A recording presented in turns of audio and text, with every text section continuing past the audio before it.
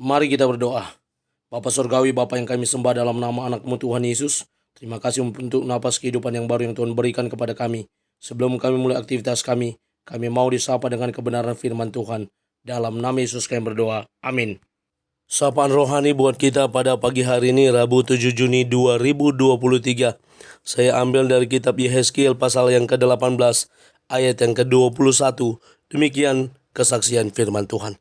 Tetapi jikalau orang fasik bertobat dari segala dosa yang dilakukannya dan berpegang pada segala ketetapanku serta melakukan keadilan dan kebenaran, ia pasti hidup, ia tidak akan mati.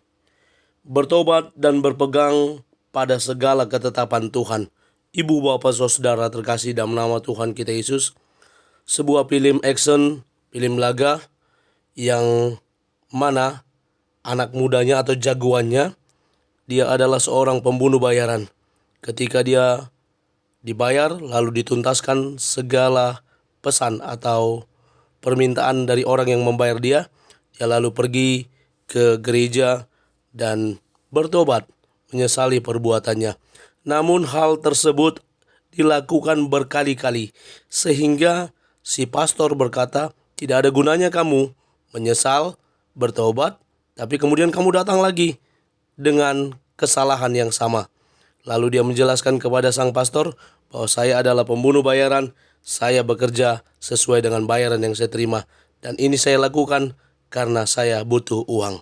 Ibu, bapak, saudara terkasih dalam nama Tuhan kita Yesus, pelajaran yang dapat kita ambil dari nas tersebut, kalau kita bertobat tapi tidak sungguh-sungguh, tidak meninggalkan kefasikan hidup, maka hal tersebut adalah sia-sia.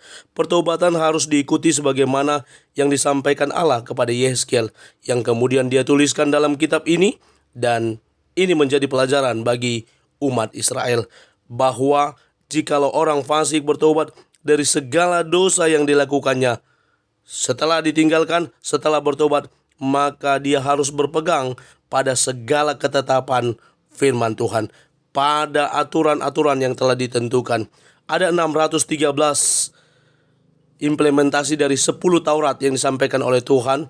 613 ini kemudian dipecah lagi menjadi ribuan-ribuan tata cara, pola hidup dari orang-orang Yahudi, sehingga mereka perlu dituntun untuk hidup tinggal melakukan ketetapan firman Tuhan. Salah satunya yang dikatakan adalah melakukan keadilan dan kebenaran.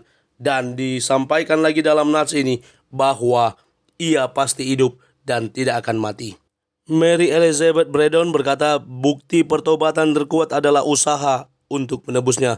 Salomon Baer berkata, dia yang tidak mendapatkan pertobatan tidak akan menyingkirkan dosa. Francois de la Roche berkata, pertobatan bukanlah penyesalan atas apa yang kita lakukan, melainkan rasa takut akan konsekuensinya.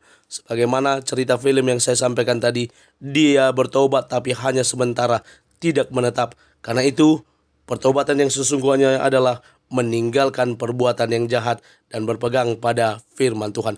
Mari kita tinggalkan perbuatan yang tidak berkenan di hadapan Tuhan, bertobat dan berpegang pada ketetapan Tuhan. Amin. Kita bersatu dalam doa.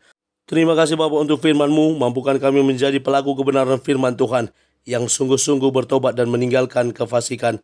Dalam nama Yesus kami berdoa. Amin. Selamat beraktivitas. Tuhan Yesus memberkati. Shalom.